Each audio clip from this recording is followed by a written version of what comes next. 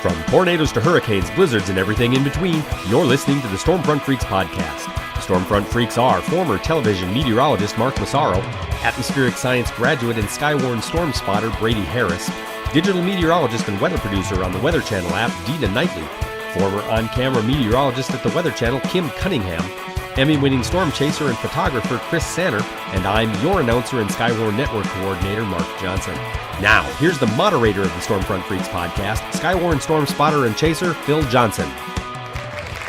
Welcome to the most entertaining weather podcast on your listening and viewing device. This is the Stormfront Freaks podcast. If you're a first-time listener, we always want to thank you for stopping by. Be sure to go to stormfrontfreaks.com. Check out the library that we have of all the previous shows and famous guests from the weather industry. But tonight, this is episode 52. And what's great about tonight is we are celebrating our first in a series of women in chasing shows with highly respected storm chasers and photographers. We've got Jennifer Brindley Ubl out of Wisconsin. We got Beth, Allan up in Canada, and Jennifer Stark, who's been active recently down in Texas as well. So we're looking forward to hearing their favorite stories and also some of their chasing routines. And we're going to have a chance to mix in our lightning round game show. You're going to love what we have in store for you today. And stick around to hear our latest WX resources. And yes, we do have more weather fools to share. I even wore my Only You Can Prevent #WeatherFools shirt. Nice. Love it. From Helicity Designs in honor of that. But before we get to our guests, I want to share some news with you and introduce our co-host as well. We just advertised that our intro song, we need an update. You would have heard that at the beginning of the podcast here. So what we're doing is we're putting a call out to you, our musically talented listener, right? To help create a new song for us. We need about 60 seconds of a stereo upbeat song or riff with no vocals, okay? And you can email your creation to phil@stormfrontfreaks.com by May 28th to be considered. And what we're going to do is we're going to share all the submissions that we get. We're going to share those with our listeners, but we'll pick one of those to be our new theme song, and we'll share credit to you on every episode then that song is played on. So I'll call out to our talented listeners to help us out there. Also, some news for those of you that have a Fitbit Ionic. It's called the Ionic or Versa smartwatch. So Fitbit's got a couple new smartwatches out there. We are now on Deezer, which is an app that's supported by Fitbit. So you can download our podcast to your smartwatch and you can listen to us free of your phone, which is kind of cool. Those of you with an Apple Watch, you can do something very similar through Apple Podcasts. You can listen to us there. And Maz, I think I overheard you saying something about Alexa was playing you our podcast the other day. Yeah, you got to be careful what you say to Alexa. All of a sudden, I'm like, hey, that's our show. Nice.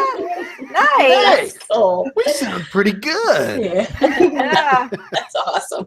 So that's pretty cool. So yeah, if you've got one of those fancy things, just tell them to play the latest edition of Stormfront Freaks podcast, and you'll get that. And the last thing I want to cover, if you've been hiding for the last few weeks, and you've missed that we now have not only signature T-shirts like our Lightning Round Tour concert shirt and our #WeatherFools shirt, which I just mentioned, but you can now join us during our What Are You Drinking segment, not only with a shirt, but you can also now get a drinking container of your own. You can check out our exclusive merchandise line from Helicity Designs by going to our store tab at stormfrontfreaks.com. Now, are you wearing one of those tonight, Dina? Yeah, I'm wearing the What Are You Drinking? I got the blue one.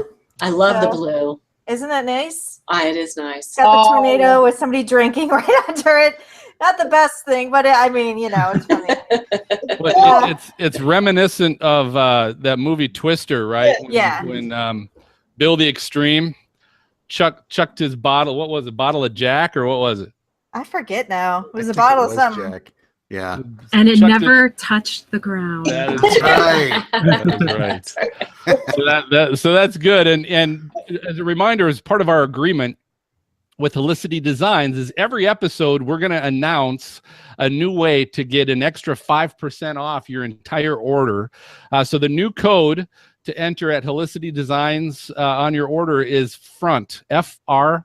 So if you enter that code at checkout, you're going to get an automatic extra 5% off your order. How do you spell that again? Yep.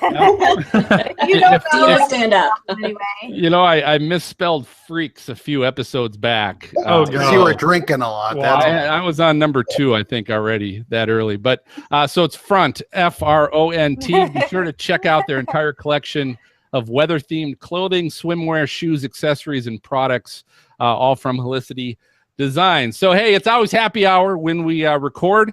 We invite everybody to step up to our bar, and let's find out what everybody's drinking tonight. Dina, I'm going to start with you in Atlanta. Well, I'm kind of boring today. I have just a Michelob, but I did put it in my Destin, my Fudpuckers thing. Aww. The best place down in Destin.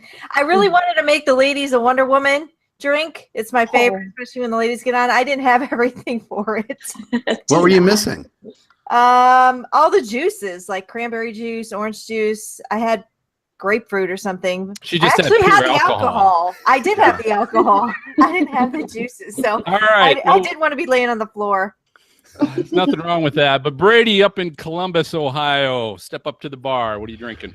All right, y'all. Well, today, it was a little warm. It was maybe about 80 degrees today. So today I had a little Crystal Light and a little rum. It's not too bad. A little tropical.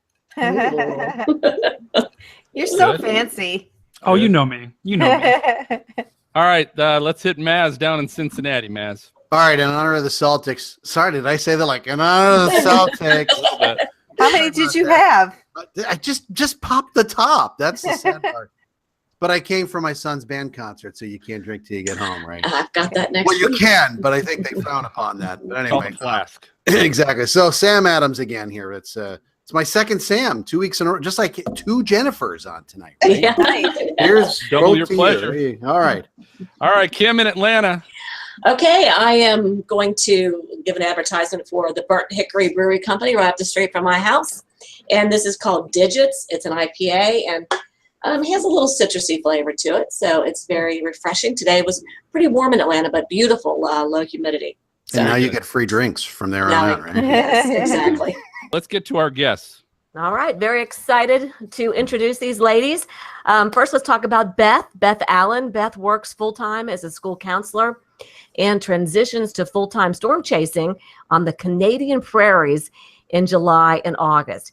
She is published as one of the top Canadian Instagrammers in a Canadian Geographic Special Edition book. Her photos have been published in local and national newspapers like the Calgary Herald, Edmonton Journal, and others. All right, Jennifer Brindley. Jennifer Brindley Ubl is a professional contemporary portrait photographer in Milwaukee, Wisconsin. Jennifer began chasing storms from her home state of Colorado in 2006 and photographed her first tornado a year later in Texas. Now, with chasing partner Skip Talbot, they've participated in interesting projects, including the IMAX film Extreme Weather as support crew for the armored TIV and doghouse chase vehicles. And Jennifer Starr, growing up in Tornado Alley, Jennifer has spent her entire life just obsessed with weather. She started chasing in 2013 and joined North Texas Storm Spotters in 2015. First as a chaser, and then last year, Jennifer also became one of their forecasters. Ladies, it's so wonderful to have you joining us. All right, so Beth, let's start with you then. Let's talk a little bit about your background and a little bit more about, what got you interested in weather to begin with? Okay, so first, I grew up terrified of storms. Absolutely. Like when there was a severe thunderstorm warning, I'd hide in the basement. Like it wouldn't even matter that it was raining. I would be in the basement pretty much. Right. My mom's like, okay, here's a book, read a book. And so, I was like, okay, it's not the end of the world. And then Twister came out and I saw it in theaters and I was so scared I threw up in the theater. Like I was terrified. Oh my God. And so I don't know, somehow going from terrified to fascinated, it just changed. And so when I graduated from university, my parents bought me like a storm chasing tour. And out I went onto the plains thinking I was terrified of storms. And, the first storm we saw, I was like, this is the best thing ever. Oh my gosh. And I haven't looked back since. I got you a storm chasing tour? That's not fair. Come on. Right? Mom and Dad, you're watching this. What the heck? Come on. Clearly they thought I wasn't going to graduate and were just very excited. You don't still throw up. So if we put a video up of tornadoes right now, you're not going to hurl, are you? No, unless I'm inside a storm and then I get terrified again. Okay. So like, if I'm outside the storm, I'm like, no, I'm good. This is exciting. This is pretty. But inside, no, it's just not a good scene. That's cool, though. I love that you're like a school counselor by day, storm chaser by night. Well, but it's I bet you that helps too. Like anybody who wants to talk to you at school, if you have a fear and you want to overcome it, I got a story for you. Maybe, or they just think I'm really crazy and don't want to come into my office because what is this crazy person going to tell them? I love Do you it. ever head south, Beth? Do you ever go into the States to Every chase? year. Yeah, Okay. once a year I take one of those chasecations. Yeah. So it generally has to be the same time every year, right around our long weekend in May, because I only get 5 days off a year that I'm allowed to choose, right? So Right. has to be the same time, and the same person, Vanessa Neufeld, and I go down. And a couple years ago, we got like Dodge City and Chapman and a bunch of tornadoes all in a row, and so this year we'll be going down as well on the 18th of May. Oh, that's coming up good. It is. And you picked the best month to do it. Well, it's fingers crossed. Yeah. Because Yes, we're both Jen Squareds. I'm just going to say Jen Squareds tonight. Like, are you both now Jen Stark? I know you said you were down in Denton. Yes. And Jen Brindley, are you down in Texas now too? No, I'm in Milwaukee. Oh, you are in Milwaukee. Okay. Yeah. I know you were from there or something, but I wasn't sure if you were going down there or not. No. I mean, I saw my first tornado there, but that's because we drove there. So, Oh, I see. yeah. Because Jen Stark, what did you see? You said you saw one the other day because we've had a couple days here of tornadoes. So what did you actually see? Yesterday we chased up near Vernon, which is like near the Oklahoma-Texas border. And we saw basically the most beautiful structure I've seen in a really long time. We did not see it produce. I think it did at one point, but we saw the wall cloud and the mezzo and everything, and several gustnados too. So it was a fun chase. That had to be cool because I just saw a video this morning that we played on weather.com of a gustnado, and the thing looks scary. Yeah, sometimes they can. Yeah. Sometimes, like I was chasing in a dust storm one year, and a big one came right in front of us, and at first you could just see it in the field, and it looked like this big black swirl of dirt, and you couldn't tell like if it was a tornado or gustnado because you're right there. It's hard to tell. But the ones yesterday weren't that bad. Really? They're little baby ones. All right, Jen B. I'm going to call you Jen B. And Yeah, Jen. hey JB, what JB and JS? How about that? That works. Sounds That like the Spice Girls. But Jen B, I'm starting with you. I want to know your most memorable chase, your most memorable day, and what made it so memorable for you. That's a tough call just because it's between El Reno and Pilger. So I'm going to go with the positive most memorable chase, and that's definitely the Pilger, Nebraska day. That was when we saw 2 pairs of twin EF4 tornadoes from the same, and that was from the same parent supercell, and that was on June 16 of 2014.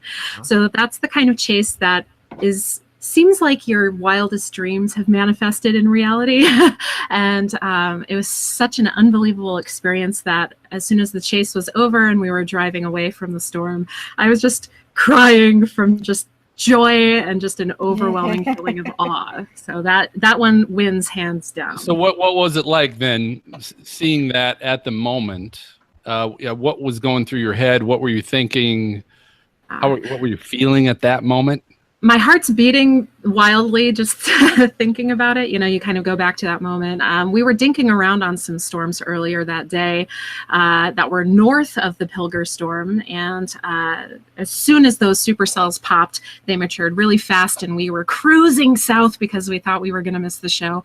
As soon as we cut through the forward flank of that storm, we all of a sudden got a view of the backlit wedge. It looked like a wedge from our vantage point because it was two giant tornadoes that were, I mean, I couldn't see the separating point between them. So at first we're thinking, holy moly, this is, I mean, the largest tornado I think I've ever seen. And that's after seeing the El Reno tornado, which was almost 3 miles wide. And so as we continued further south, we saw the separation between the two. And then we go, wait, this is even crazier that we have two huge tornadoes on the ground. And then we were able to watch this life cycle, and one tornado die in another form, and another tornado die in another form. And it's just, it's like, it's so surreal. You can't believe it's something you're witnessing with your own eyes. So it was magnificent. So have you ever cried after seeing a tornado before or since then?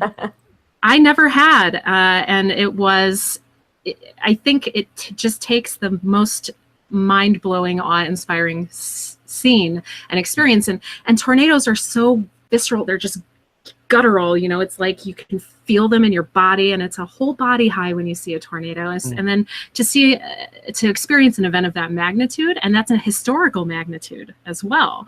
So it's like Palm Sunday, but I'm getting to experience this thing that I can't believe it is happening now. So yeah, it's something that afterwards, you know, it was just a whole release of, wow, this experience. Did you ever smoke after a tornado? Oh yeah. But I don't know if we can talk about that on the show. All right, so that's good.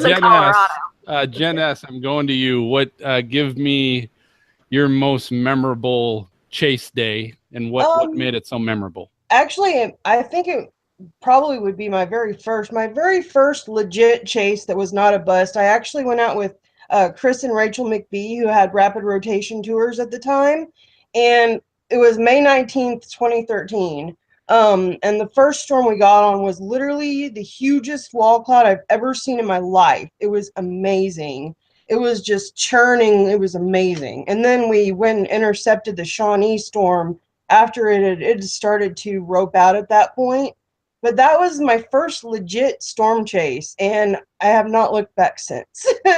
Really? Yeah. So have you so you feel like you haven't had a chance to meet that experience? Oh, was no. It the feeling? Was it the feeling that you had that you just haven't replaced yet? Well, we kind of got a little close to the Shawnee tornado, and so I was like, I got a little nervous at first. And I've realized since then, like I've been chasing so much since then, and in such intense situations, the weirdest thing is that when it's an intense situation, I just calm down. Like last year we were chasing in a Bow Echo. We were coming home from, I think, Cordell. And there was a Bow Echo with 90 to 100 mile an hour straight line winds and embedded rotations. And I was just like, we're good. It was fun. We're good. Wow. Yeah, every chase, honestly, is amazing. You see something different every time. Great. All right, Beth, your turn. Most memorable chase day and why? Okay, so it's going to be Canadian because, you know, I'm here as representing Canada. July 4th, it's like 9 o'clock at night, right? We've been sort of looking at models. Braden Morriso and I were sort of texting back and forth, being like, I don't know, Saskatchewan could do something. We're about, I don't know, maybe like a 10-hour drive from Saskatchewan. So it's like a sort of a commitment. And he's like, no, we're going to do it. We're going to do it. And I'm like, like looks like high-based hailer, not really something worth driving 10 hours for. He's like, no, we're going to go. So I picked him up at 9 o'clock at night, and we drove overnight into Saskatchewan and told no one that we were going, because we're like, you know what, we're going to bust. It's going to be so embarrassing when we admit to everyone that we just drove to Saskatchewan overnight. Anyway, we slept for like 3 hours, woke up, went outside, looked, and, you know, drove, I don't know, half an hour away from Saskatoon, and there's this huge giant shelf cloud already. We're like, oh no, like this is terrible. All of a sudden, you know, it wraps up and we start heading south. We cut through a bunch of cores. We get a text from Braden's friend Nevin with a picture, because we at that point sort of told a few people where we were, with a picture of spotter net or radar scope velocities and where we were. And immediately to our left was like a huge, just very clearly a tornado in progress. And that day, We ended up seeing 6 or 7 tornadoes, and nobody was expecting it.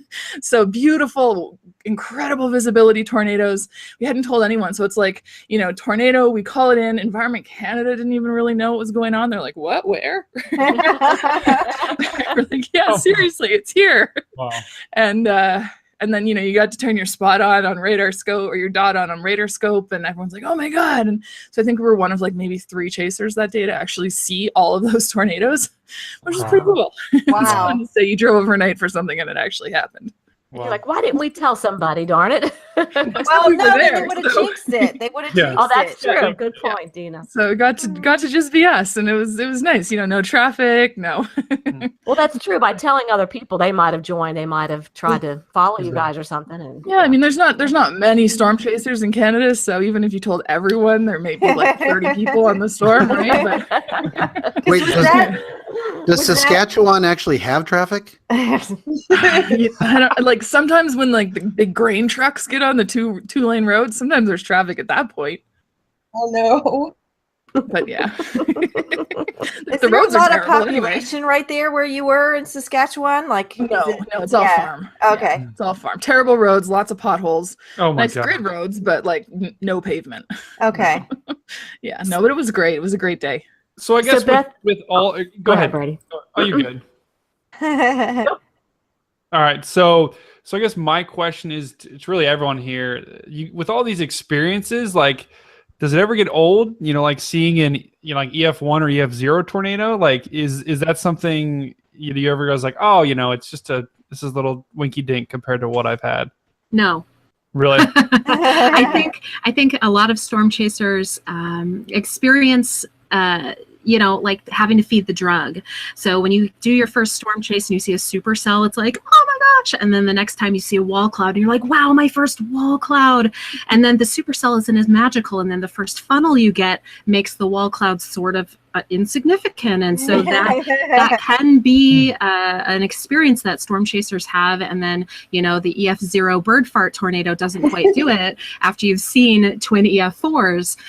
But I think I really encourage storm chasers to try to do their best to remain grounded and to remind themselves often why they fell in love with storm chasing in the first place, because it's the easiest way to avoid burnout and falling into a pattern of aggressive and over-aggressive chasing to try to get that high back. So Good point. Yeah, I would have to agree. I never get tired of it. I mean, literally every chase, you see something different.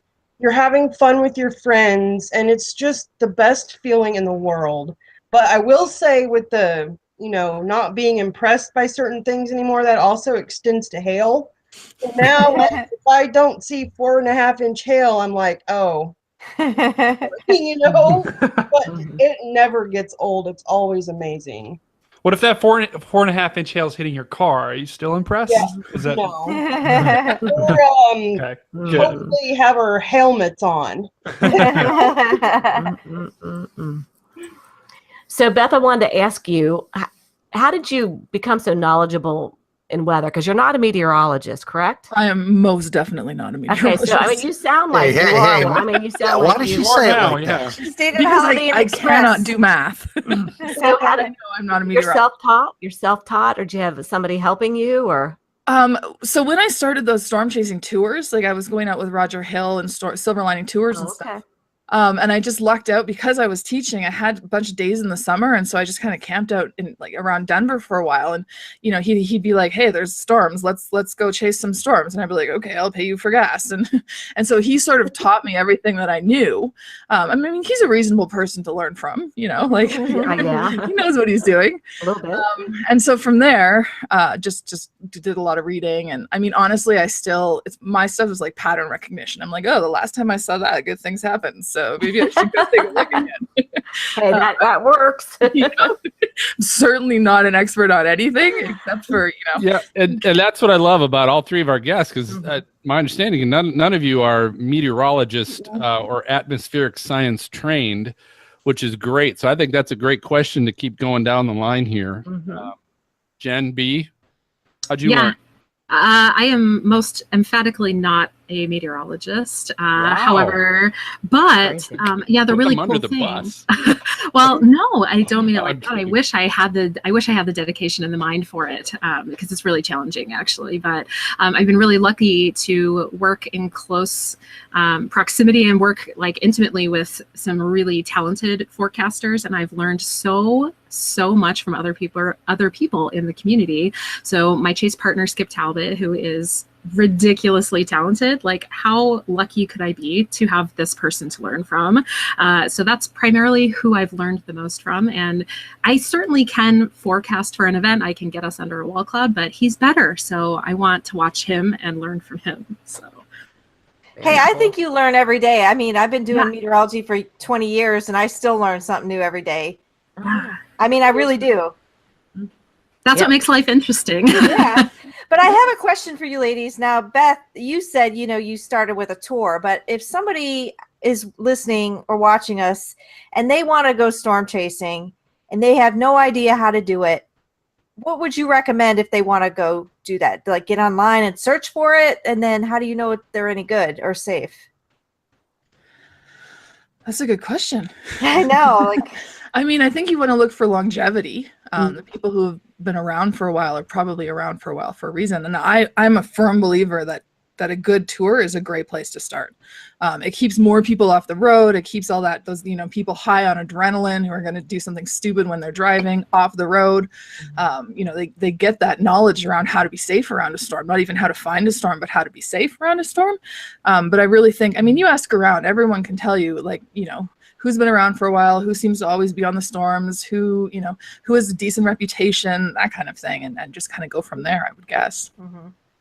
I always like to recommend the College of DuPage because they're fantastic, and it's not just an entertaining type of tour, a relaxing drive me to the tornado tour, but it's educational, and you learn how to draw hand maps, and you learn all of the forecasting in that experience. So it's, I feel like that's a more thorough experience. If you're interested in learning how to do it, it's a really great resource in terms of tours. And where are they based out of? They're based out of North Central Illinois, and they do chase tours with college students, but also anyone can go. So if you want to go on a tour but learn how to forecast and learn what is a wall cloud and what is the structure and where do I look for the tornado, I think it's just fabulous. Yeah, that's good. okay. So do you guys ever, I know with technology today and just, with radar on your phones, you're pretty likely to see something when you go out chasing, but I mean, are there days that you have busts that you drive home and you're really depressed about it? I don't know if you've ever chased in Canada, but No. it's a very different experience chasing in Canada than chasing in the States. We're pretty much, we have like long range, low resolution radar. We have some velocity, but only around cities. And then otherwise we have whatever visual, like sort of satellite we can get. And that's pretty much it. We have no mesoanalysis. We have no HRRR, those. Wow. Oh, that's a bummer. Yeah. So you really, it's a good way to learn because you go out and unless you can read what the skies are doing and see what visible satellite's showing you, you're probably going to find nothing. Or you could find yourself in the middle of a tornado, right? I mean, that could be dangerous. Surprise. Too. Well, yeah, That's because true. our radar updates every 16 minutes. Oh Oh my wow. gosh, yeah. that's bad. That So is you bad. could be in a tornado and out of the tornado by the time you see it on radar. Crazy. So, I mean, we have, especially when I started, I had lots of drives where I was like, and blue sky. Okay. Fun with friends. Exactly. Yeah. In the States, it's, I think, a little different, maybe. Sometimes. I mean, we do have busts sometimes, but I don't really get depressed about it because I always have so much fun with everyone. I'm always chasing with people from my team or friends, various friends, and we always have such a good time. So if we see nothing, as long as we didn't drive to the Panhandle to see nothing, then it's okay. Well, Which I have done 12 hours round trip one time for nothing. Aw. But I got a sunset, so. Nice. Had a few roller dogs on the way. I got to eat some Taco Bell. That's right. Hey, here's the challenge with doing an audio podcast with Storm Chasers is obviously we don't have the ability to actually visually see everything. So I do want to make sure that we let our listeners know where they can follow you and see all your storm photos and all that good stuff. So I'm going to start, Beth, with you. Where are you on social media? So I'm most active on Twitter, but I have Instagram too, and they're the same usernames. It was a terrible username choice, but I didn't realize I'd be telling everyone about it when I created it. So I'll just spell it for you. It's ADOLWYN, and it's actually Welsh, so it's pronounced like Athelvine or something like that. Yeah. Try and tell someone that. So I'm glad you spelled it. Right? Yeah. Because No, I am otherwise you confused. just look up something weird. And then my website is just being updated, but it's bethallan.com. That's easy. Okay, so that's easier. All right, Jen B. Yeah, so my blog is pretty well ignored because I have some content that's under contract. But if you want to see my work, you can visit my website at faceofastorm.com. And I'm also on Facebook under Face of a Storm is my weather photography storm chasing page. Otherwise, you can just find me Jennifer Brindley Ubl. I'm on Facebook too. Okay. Cool. Faceofastorm.com. Yes. I got that one. I'm writing these down. Great. Good. All right, Jen S. Yeah, I'm on Twitter and Instagram at jstar79, so JSTAR79.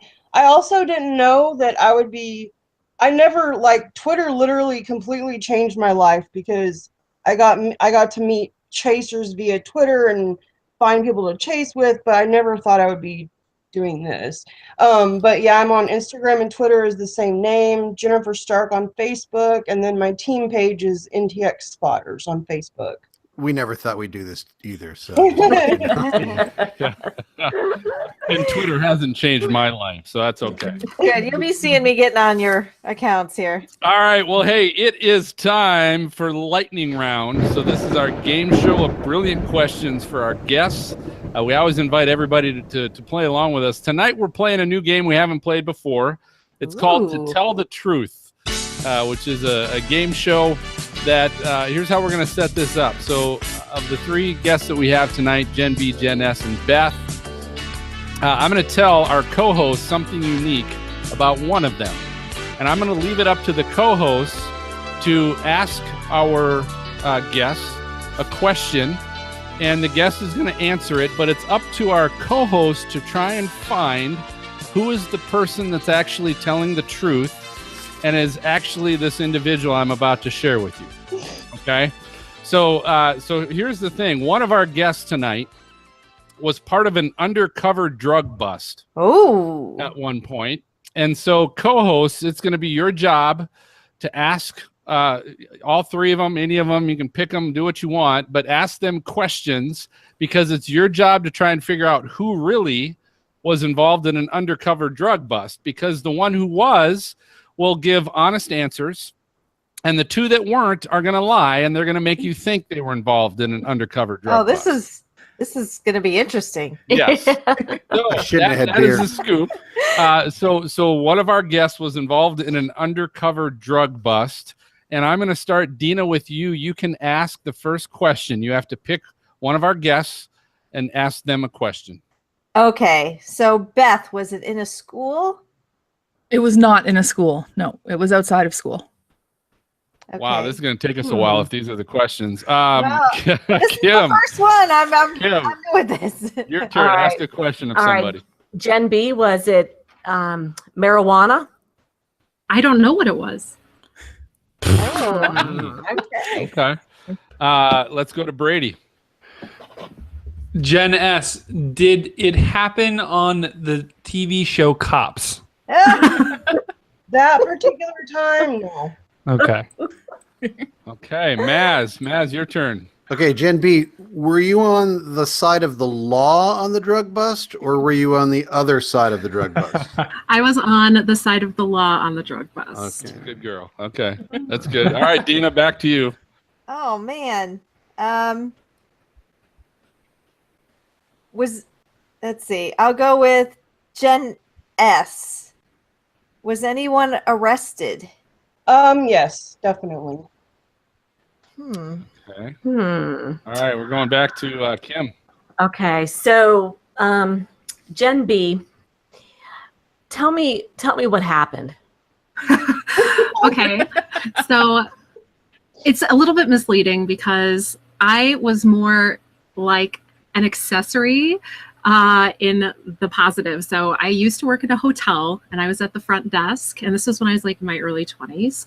And there was a guest who was staying at our hotel who was like the subject of the drug bust. So we were working with the police officers during the time that all of this went down.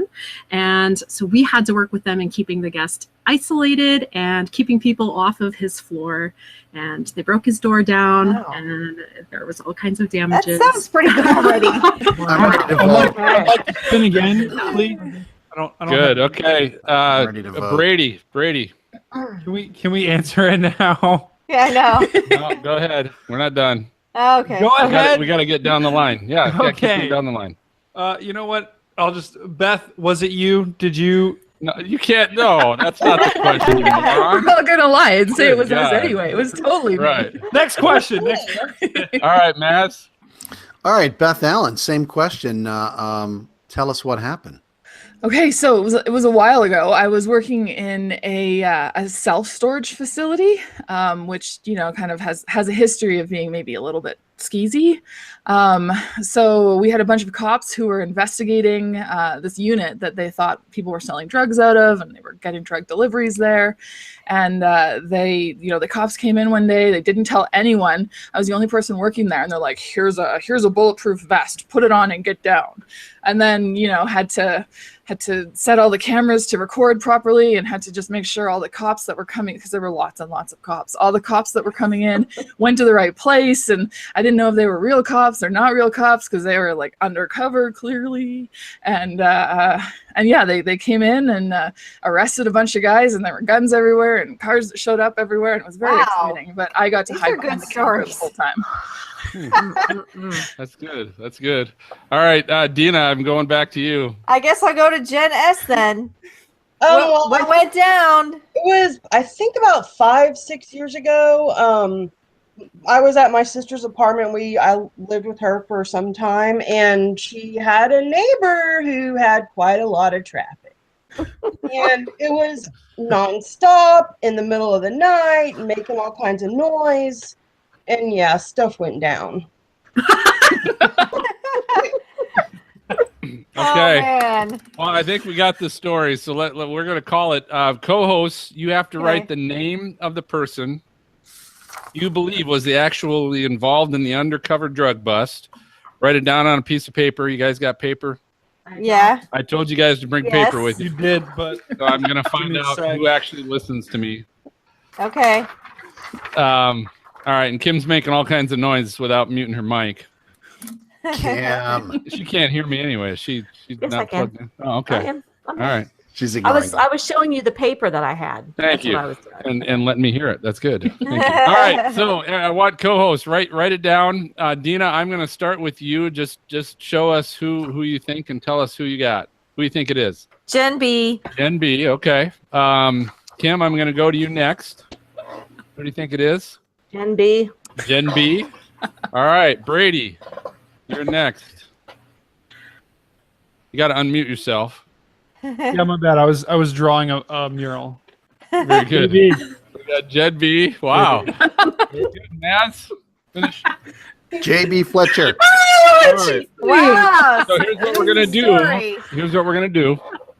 Could I please have the storm chaser who is truly involved in the undercover drug bust? Please announce your name. It was Beth. Beth. Wow.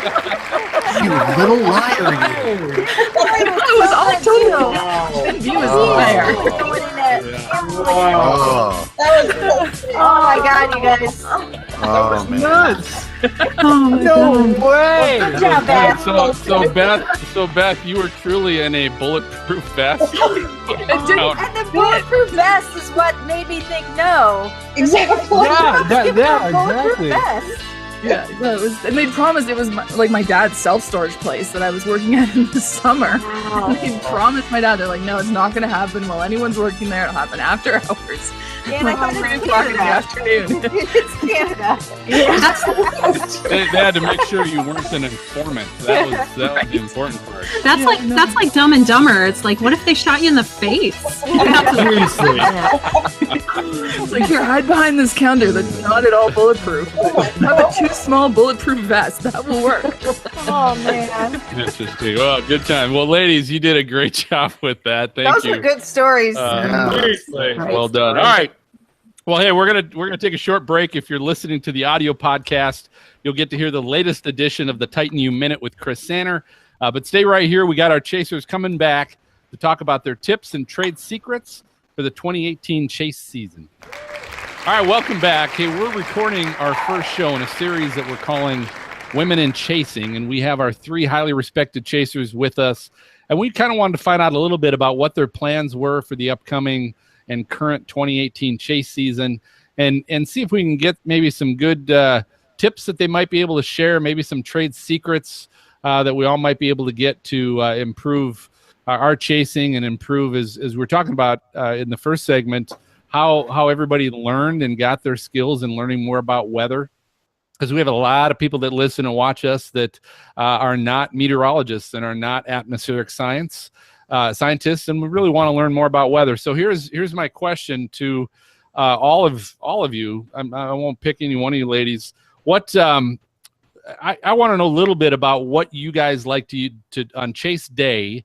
What are you doing to pick your targets? How are you identifying your target for the day? I usually my go-to is the HER. I call it the HER. It's the HRRR run. And I literally will sometimes stay up all night because it refreshes every hour. There's a new run. That's the main one that I rely on for initial targeting. And that's a model, right? A weather model. And yep, just to kind of help clarify that for people that maybe don't know what the hell. And you can triple. It's a short range weather fine on pivotal weather or even COD. And then the day of, I always make sure and check mesoscale analysis, which is like surface-based readings, like winds, where the winds are coming from, dew points, all of that. Because a lot of times stuff will change rapidly and the models can't pick it up. You know, something as simple as an outflow boundary could make or break a forecast. Yeah. So that's my usual routine. Now, ladies, are you dragging your laptops, or are you doing now with phones? You could do a lot on your phone. So are you dragging the laptop with you? I actually don't take my laptop anymore. The forecasting sites that I use, they're perfectly accessible on a phone. Okay. And they're free too. So COD, I don't know the exact link, but they're really good sites for forecasting. Okay. And my advice to new forecasts, overwhelmed, like make a routine of things that you check on the models. And once you start going through it repeatedly, every single chase, you're going to start getting the hang of it. And then you start noticing patterns and you're out chasing and you see things happening and it just all starts clicking. Okay. Yeah, Mike, for newbie chasers who are looking to learn more about forecasting, there's a really great resource that I'd be happy to share that I find really useful. I even like to watch it as a sort of start to the season refresher. If anyone's familiar with the storm chaser and photographer Mike Hollingshead, he actually created a forecasting DVD called Storm Analysis 101. So I know there's a link for it on StormTrack. If you Google search Storm Analysis 101, I really strongly recommend it. It goes through the basics all the way up to looking at photographs and some more advanced forecasting information. And the COD link and COD is what I use as well for all of my models that I check out. So it's weather.cod.edu/forecast. And also, I'd like to say Tim Vasquez has some really good books out. In particular, there's a storm chasing handbook, and then there's another severe weather forecasting handbook. And that's literally how I learned the majority of what I'm doing now. I mean, obviously, I was working with other knowledgeable people, but he has some great resources, and Met Ed does too. I forget the link, but it's a website. You can just sign up for a free account, and they have tons of classes on everything, like spotter training all the way up to hodos and scutees. Oh yeah. Okay. Beth, how about you? What are you doing on chase day, target for one? me, it's so different because if I'm in Canada chasing in July, I don't have a lot of choice. Like, there's not a lot of models that really extend up to Canada, at least up past like very southern Canada. So we get the NAM and the GFS that we can check, and then after that, it's visible satellite, water vapor, and surface obs, and you kind of have to pick your target. You're kicking it old school up there. It's like, you ever want to know if you can chase storms, like, come to Canada. If you can do it with that, you can do it with Seriously. anything. Really. So in the state, old I mean, days. it's funny because then when I go down to chase, like for Chasecation in the States, I almost get overwhelmed because I'm like, oh shoot, I totally forgot this existed. Oh my gosh, where do I find this again? And I have to make like a list on my website, like a now casting kind of list where I like click on each of them one after the other and try and remember which I'm looking for. But to be fair, like on the day of, when I'm chasing, I just fall back into my Canada habits, and I generally chase with visible satellite and surface obs, which is, I mean, the Kansas Mesonet and things like that are great for me because I'm like, we don't have that kind of station plotting even in Canada. So Have you ever like just picked up dirt and dropped it in the wind? Like, lick It your finger and hold it up. Like, I got it. You laugh, but I actually have to carry around one of those like Kestrel things just to get a sense of what the dew point is where I am, because we can't really look at surface obs, right? You don't carry your own dirt though, do you? There's plenty of that in Saskatchewan. Is there any plans to change that? Is it, to get more, sensors, more models up there, or well, no models. I mean, we might get better visible satellite because goes west or whatever is going up or getting started. So we may get some better stuff there. They've started upgrading our radar systems, so we'll get. They're the old ones. I don't remember what the name of the new ones are, but we'll get dual pole and things like that. But Environment Canada likes to keep those things locked behind paywalls, and so it may not be public even once it opens up. But so welcome to Canada. At least you're getting maybe like the RPM global, like at least can you get that one? Because there's a few you can get. It's sort of tough. It's tough to find them, and I sort of give up because I'll just look at the sky and be like, oh hey, look, there's a boundary over there, right? And you can see for miles. So there's a few others. I mean, there's a Canadian one that is just awful that we can get, but it's basically going to tell you what is not going to happen. I mean, that's kind of what you use it for. Because like the equipment that you ladies take out, especially to video it or take pictures, what kind of camera are you taking, and what do you use to keep it safe, like from the elements? Like, so I mean, you can't take a good camera and get it wet, so what do you do? You could get it wet. I mean, can you? Most of them are weather sealed these days. Oh, okay. Like I bring like a Canon 6D and a Canon 5D Mark III and a bunch of lenses. I have these super cheap $5 rain covers that I'll put over it sometimes. And then I have like a window thing that I can stick over my window and stay in my car and like stabilize it on the window. So if there's lightning around, I don't have to stand outside and get electrocuted. Oh, nice. Oh, that's half the fun. What are you talking about? I've had a few close calls. We're good. Yeah, so that's what I use. What JB? Let's ask her, because I know she does a lot of photo stuff.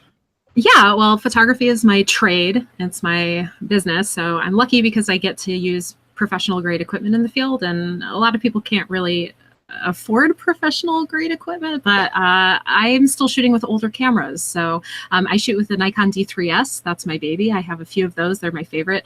If you can afford to shoot full frame, I highly recommend it. You're going to have much better performance in low light, and a lot of chasing is low light. And I shoot with, I only bring 3 lenses with me. I like to, and I don't know if it was Roger Hill who said this, but it always stuck with me. You had a good chase when you have a 3-lens chase. So I bring my 14 to 24 millimeter 2.8. I bring my mid-range 24 to 70 millimeter 2.8, and then my 70 to 200 millimeter zoom lens. And if I've used all of those lenses, I know I had a pretty good chase. So explain that to me. Like those different lenses, are those just different like if a storm's farther away, you use one lens, and you use one lens if it's closer? Is that what you're kind of talking about? Exactly. So a 14 to 24 millimeter lens is wide. So if I'm up close to a supercell, I can get a broader perspective of the storm with a wider lens. Oh, I see. If we're in We're all kind of, camera stupid. yeah. Oh, that's okay. My iPhone. That's okay. And then the other end of that is the 70 to 200, and that's a zoom lens. So if I'm going, man, there's a tornado out there, let's try and get a better picture of it so it seems like I was closer, that 200 millimeter comes in handy if you're a couple miles away. Okay, that's cool. And are your cameras waterproof? Can you take them out in the element?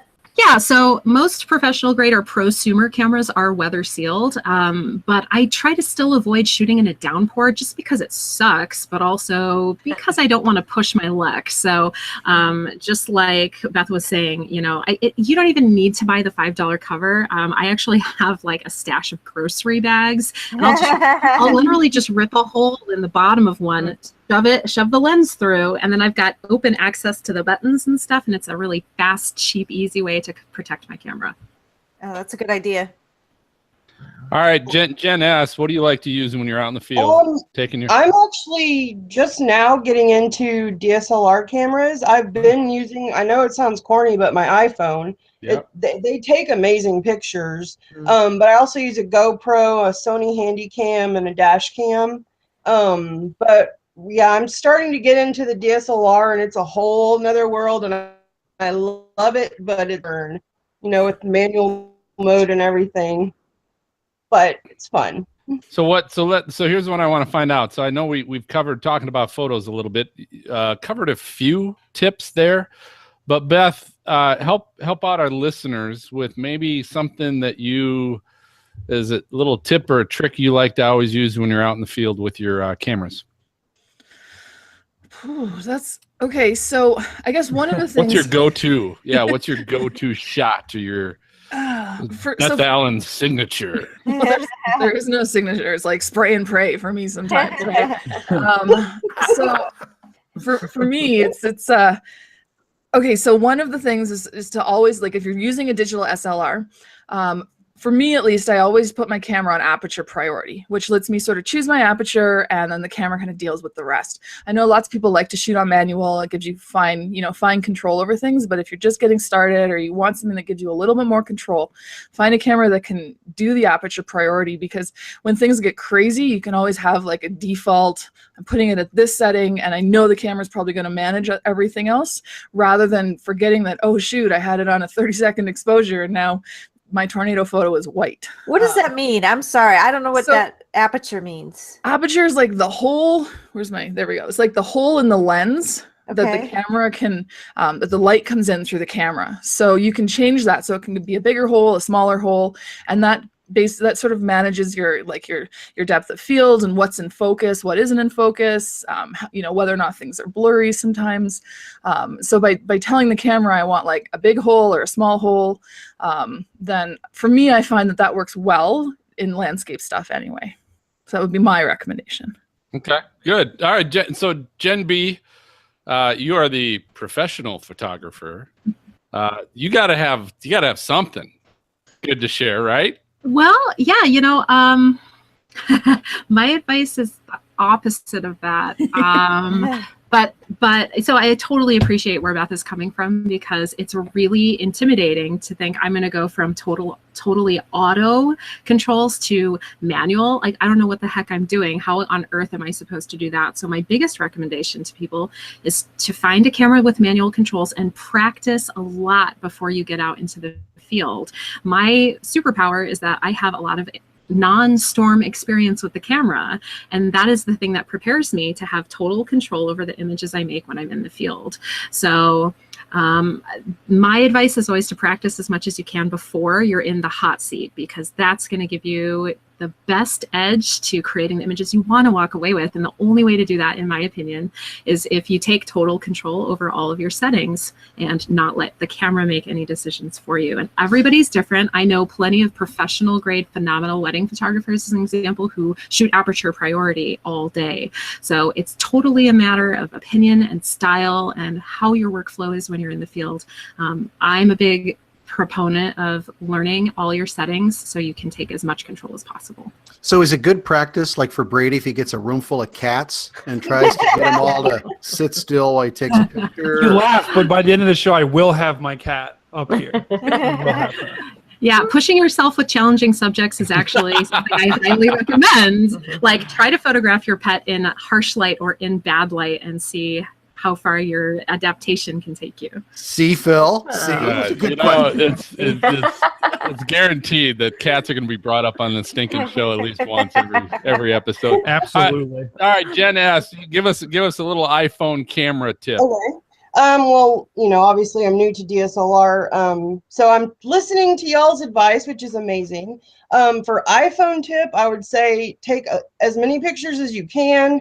Try and frame it, to where it's hard to explain that. But also, if you're videoing, definitely keep it steady, because if you're shaking all around, that's no good.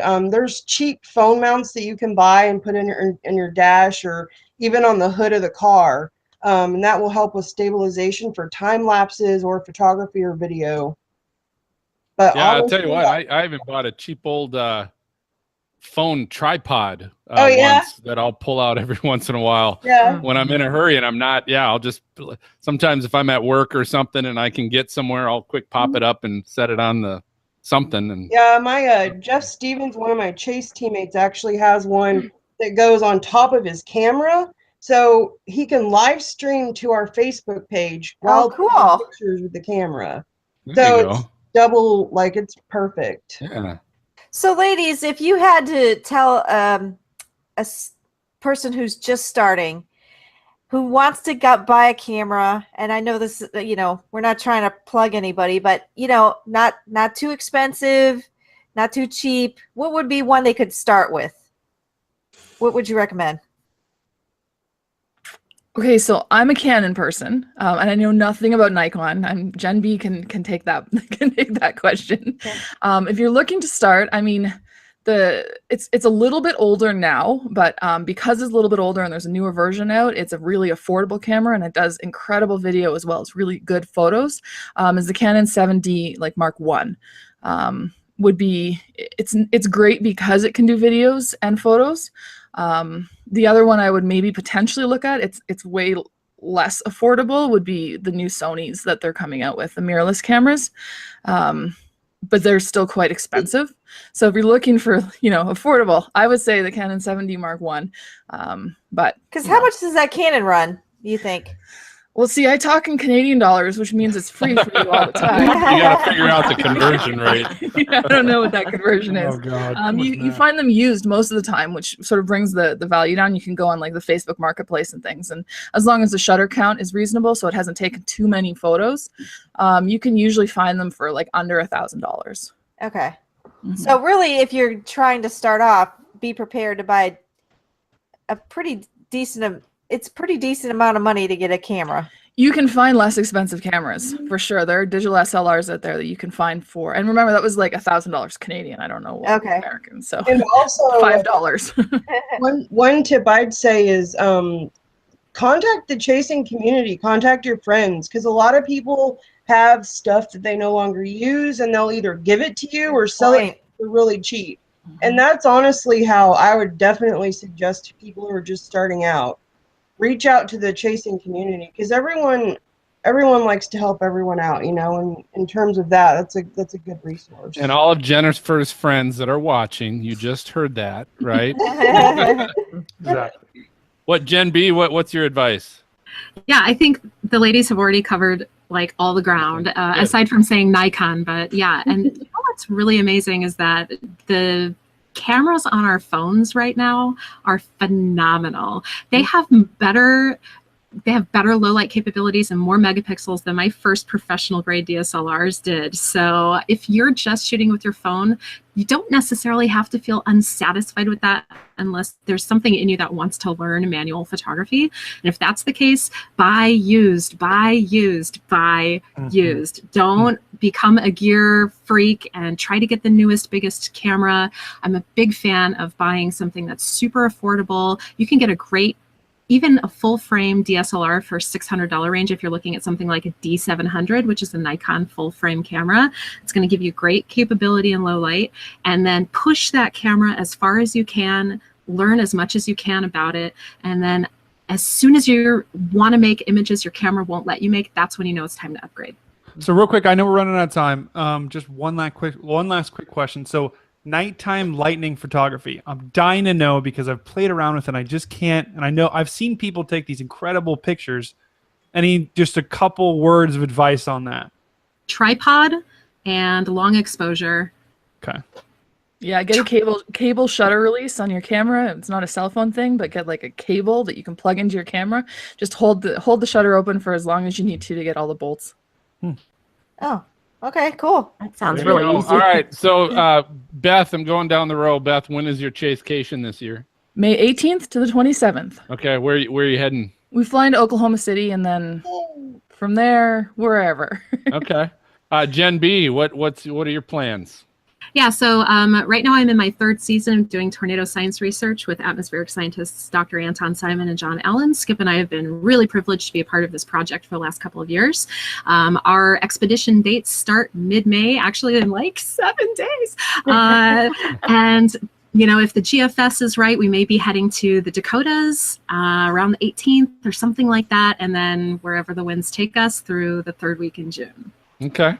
And then Jen S, you're down in the thick of it anyways. But how far are you normally heading north? Well, the farthest I've gone is Wichita, Kansas. But this year, my team really wants to go chasing Colorado, Wyoming, maybe the Dakotas, just because of the terrain. Like we want to experience photogenic, non-HP tornadoes and beautiful terrain, which is sometimes in Texas and Oklahoma. It's really hard to get non-HP tornadoes, and it's really frustrating. But my next chase, I have no idea. I mean, I'm just monitoring the GFS, which don't buy much into it, really. Don't get too excited. You just go where the winds take you, don't you? Yeah, exactly. Like I may go on a chase tomorrow. I don't know. I haven't looked at the models yet. Very good. Yeah. All right, so hey, we're gonna keep rolling here. We're gonna take our final break. You can refill your drink. When we come back, it's time to share some of our new and favorite WX resources and find out who else needs a #WeatherFools t-shirt. So that I think that about does it for this episode of Stormfront Freaks podcast. Always thank you for listening and watching. Before I share the secret of who our next guest is, if you enjoy our show, do us a favor. Leave us a great review on your podcast app. And don't forget to subscribe to the show. You do that by hitting your podcast app subscribe button. It's usually right there. You'll see it. It works just like a magazine or a newspaper subscription. It just assures that the latest show is going to get delivered right to your podcast inbox the moment that it gets released. So subscribe so you can get the next episode when it comes out. Special thanks, ladies, to you, Jennifer, Beth, and Jennifer. Thanks for coming on tonight. You're outstanding. Thank you for having us. It really was an honor for me to be asked on this. Oh, great. It's an honor to have you. All right, so hey, our next episode in 2 weeks, we're going to be recording on May 17th with CNN meteorologist and severe weather expert Chad Myers. Is going to be with us. If you'd like to watch the recording live, it's going to be at a special time. It's going to be 7 p.m. Eastern, 6 o'clock Central. Check it out on our YouTube channel by searching Stormfront Freaks. And for Maz and Brady and Kim and Dina, Jennifer, Beth, and Jennifer, I think I got everybody.